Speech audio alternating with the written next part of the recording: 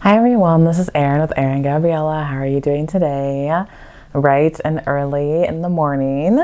I wanted to come on and give you guys some tips about how you can go about using emotional alchemy to change feelings of loneliness and isolation to feelings of contentment, peacefulness, and serenity. So obviously we're still in our kind of like lockdown phase and everyone's handling that very differently. So this is a video kind of for people who might just be feeling lonely and isolated, or really it's good anytime, but I'm making it because I have heard, and got some feedback from some other people that, the lockdown phase was making them feel lonely or isolated. So I want to start by defining what loneliness and isolation is. I mean, it's pretty self-explanatory, but the two are like slightly different. So I do want to get into those nuances. And then I want to go into just a couple really important tips or important knowings I've come by that can help you understand that, these feelings don't necessarily have to stay with you. It's something that you can kind of work through and move through and even change to something that's positive. So isolation is more of like, I consider isolation more of like a feeling brought upon by like an external force. So it kind of is a feeling that you're separated from the people and like for some reason you're blocked from being able to reach out from them. That can be obviously in a case like this in lockdown where the government forces you to kind of stay inside, making it harder for you to go out. But it can also be obviously in the case of you being excluded from certain people or certain groups or situations, kind of prompting those feelings. And ultimately, just like loneliness, it just is a sadness about being kept apart. Loneliness is more about actually missing the company of others. It's less of a feeling of like being left out and kind of being out in the cold, and more of a feeling that, you're missing whatever the company of others brings, and you're sad because of that. So I thought that's a little interesting because I just consider one to be just very internalized. Like loneliness can pop up at any time. Like you can definitely be in a group of people and feel lonely, but you may not necessarily feel isolated. So, I mean, that's just something I wanted to bring to your attention because I am a stickler for like those little nuances. So just so we understand the differences. So obviously these feelings can have a very adverse effect on your health. We know there's just numerous studies have shown us that, people who are lonely or people who, live in a, not necessarily a state of isolation, but people who feel lonely have a tendency to not live as long, especially if that loneliness persists for, a long period of time. Obviously, loneliness and separation can lead to health problems as well. Just, increased sickness, maybe lowered immunity. So it's definitely important for all people to feel like they're part of a community at all times, even if they can't physically be around each other. So as far as the tips that I wanted to give you, probably the most practical tip that I can give you, or the most practical knowing, is for me to remind you that, you can fill your own cup. Okay, I think a lot of, our society is the way it is. We definitely operate in a way where like we focus more on that external love or that external companionship as opposed to that internal love and that internal companionship.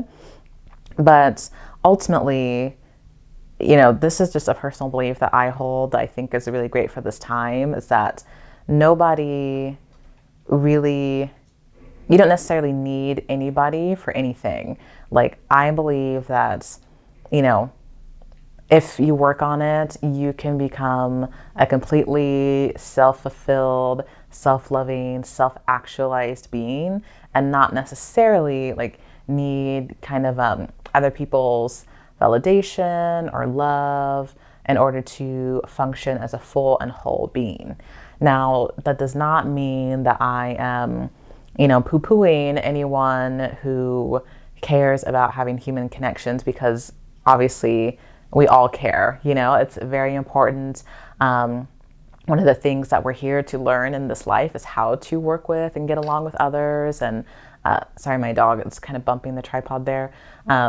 And how to love and love others. So, by saying that you can fill your own cup from within, I'm not saying that, you stop caring about wanting to love others and to have others love you. I'm just saying it doesn't become like a need anymore. It doesn't become like a necessity. And when it doesn't become a necessity, it makes it easier to curtail these feelings of loneliness and isolation. Okay? So loneliness can also come because we are just used to getting something from other people that we're not getting from inside ourselves. So I think for those of you who feel called, it would be really helpful for you to sit down and examine the times that you feel lonely or the times that you feel isolated. It might be really easy right now, but it's good to also jot down times outside of this lockdown phase that prompt you to feel lonely or isolated, and like really examine what is it that I'm missing? Because a lot of times we think it's a person or people, but a lot of times it's the energies or the emotions that being around those people bring. And when you start to isolate it down to energies and emotions instead of particular people, what you can do is you can start to work on ways that you can feel those same emotions alone. Right? So I have a really good exercise. Like I am single. It's difficult for me to find people I like to date, to be honest. But when I am dating, I love it. Like I love the feeling. Like I love having the company of, a man and, all the fun things that come with that. So sometimes when I'm sitting at home alone, I'm just like, a part of me just wishes I have a partner, and I'll even go thinking about like old exes, even though I don't even really want them back, just because I miss that energy that we were creating together. But when I start to isolate it down to the energy, I realize that, what I'm missing is that feeling of just having somebody like care about me, having somebody want me, feeling like somebody has my back, and that they really enjoy my presence. So then I look inside and I say, like, how are the ways that I can show myself that I love and enjoy my own presence? So sometimes it'll be the form of meditations. Like I'll just close my eyes and I'll just visualize myself, in a loving relationship with my soulmate, or I may envision myself maybe giving myself like pampering myself in some way, not necessarily like a spa or something like that, but just doing something that I consider to be a really blissful activity, like going out in nature, traveling the world, and then I will allow myself to feel the feelings that come as authentically as if I was actually living it. And that can be a really great exercise that you can use to kind of just mimic the feelings that, it's not really mimic because it's actually happening, you're actually doing it, but you understand, like replicating those same emotions on your own that you are usually replicating with other people. So that's a really great way, and it's different for everyone. This is a very just personalized type of exercise. So, don't, like, for example, like if I imagine myself around other people, I would still consider that self to be a self-actualizing exercise. Oh my God. Because, even though like your meditations, your fantasies may include other people, like at the end of the day, that was created by yourself in your mind. So you are creating that on your own. So that's a really great way. Also, of course, increasing the positive energies that surround you in your life and, in external reality. So showing yourself that you love yourself. I've started giving myself massages. I love to give myself massages. I just find that to be a great way of showing myself that I love myself and telling my body that I love it. Listening to good music, maybe doing small things that make myself happy. Like that's just a great way that, you can mimic that positive energy and help get you out of that loneliness funk. But ultimately, that is it. I think that this time of lockdown is really great because what it's doing is, in some ways, it's helping us to release the attachments that we've had to certain external distractions, whether or not they be events, or maybe certain interactions that aren't necessarily harmful but still have a tendency to create an attachment of some sort, like, friends groups and stuff like that. It really forces you to just sit inside, look inside yourself and say, hey, at the end of the day, it's me, myself, and I. And ideally, at my best, my times with myself would be enjoyable, blissful experiences. So just take a time to examine if your time alone is indeed blissful and joyful, and if not, to try to figure out ways that you can increase the level of bliss in your life on your own, because I think that will serve you tremendously, and it can keep you from getting into situations where out of loneliness or maybe desperation for companionship or validation, you end up maybe reaching out to the wrong person, or getting involved in a group or a societal kind of expectation or construct that is not really for your highest and divine good. It can help you do a better job of being more sovereign and just saying, like, I love myself to the fullest, and I can only align myself with people, places, and things that also love and respect me to the fullest. And if that's not the case, I'm okay standing on my own for as long as I need to stand on my own. A couple additional things that I want you to be aware of, and so that you learn how you can deal and cope with isolation, is to also remember a really important point, which is that you are actually never alone. Like, that is a pretty old cliche. You hear it all the time, but it's absolutely true, because your angels and your guides are always here with you and watching over you. And just because you can't see them, it does not mean that they're not there. It just means that they're pretty much vibrating so high that they just operate outside of, like, your ability to actually see them in front of you, the way that you would see your own hand, or the way that you would see, like, this video, for example. Kind of similar to the way where, you have certain sounds that are so high that you can't actually hear it with your ear, but maybe like your dog can hear it or something like that. It's the exact same premise. They're just vibrating really fast.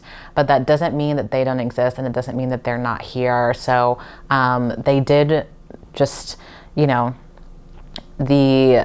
my kind of spirit team wanted me to communicate to you that another important thing that you can do to decrease loneliness is to connect to that community that exists outside of your physical realm. Okay, you can connect to your guides, you can connect to other ascended masters and ask them to, be here with you, to sit beside you, to offer you a source of comfort. And you can also talk to them as well, and they will give you answers, or actually give you answers that you may have been seeking. Once you get a strong connection to, your angels and your guides and your intuition, you get to the point where, you don't really need that fortune teller, because you can tell your own fortunes, like, your own future, and you can get the guidance that would actually serve your highest good. So I encourage you to take this time to start kind of just, asking your spirit team and spirit guides to communicate with you. You can say, like, hey, spirit team, or hey, intuition or higher self, like, I am here and I want to connect with you, so please talk to me. There are a few books out there that I do it. There are some meditations out there. Like, I did a really great meditation on High Realm Holistics. It's like a it's started by Veronica. She has a really great YouTube channel that I recommend you guys check out. And she also has a really great meditation about connecting with your oversoul. And I did that meditation and really enjoyed it.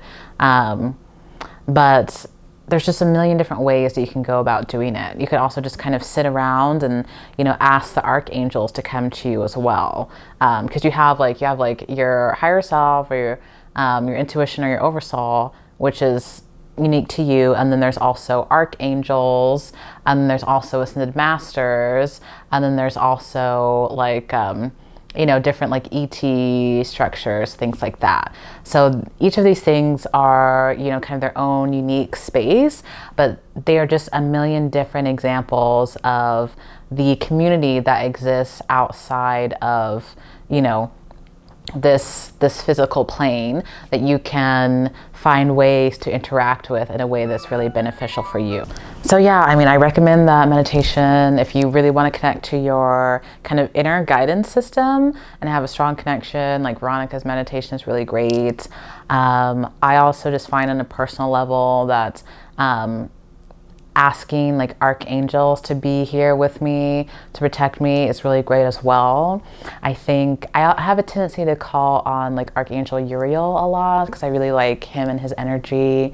Archangel Michael as well, I ask to be around me, and each archangel has its own like kind of specialty, you know, area of expertise, more or less, even though they all still feed off each other. But when you kind of get comfortable with calling out their names and asking them to join you, you'll learn more about that. I personally like have Archangel Uriel around me a lot. I also talk to different ascended masters. You know, I think my familiarity with them isn't as strong as my familiarity with like the angels and the archangels, but I still do have a connection with them. I recently have been working a lot with like the Mary Magdalene energy. I just think she's really great, and I've been trying to ground in and, you know, get more in touch with my divine femininity. So I call on her to help me with that.